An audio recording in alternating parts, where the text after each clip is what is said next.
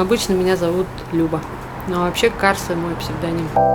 Утро открывает нам с тобою двери в мир, заставляет бросить дым прокуренных квартир. Родилась в Улан-Удэ, выросла в Улан-Удэ. Образования не имею никакого, кроме школьного, неполного.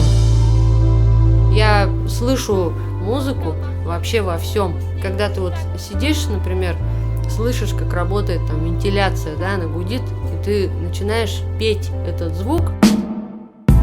Сила есть в тебе, брат, разве ты не рад? Я не могу повернуть назад. Я думаю, что я просто свободный музыкант. Я могу делать все, что захочу в любой момент. А как люди это назовут, без разницы. Это вот на Буллет мы делаем трек. Сегодня придут пацаны.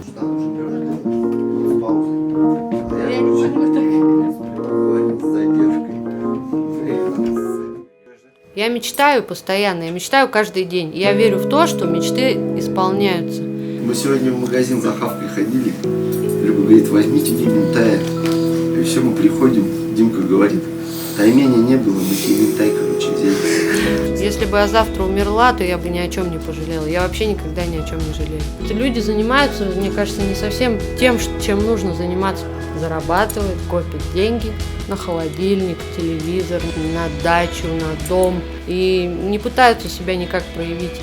Деньги, заработанные на рэпе. Нужно совершенствоваться и прокачивать себя, прокачивать свою душу, чувствовать счастье именно в тот момент, когда ты подумал, а счастливый ли я человек?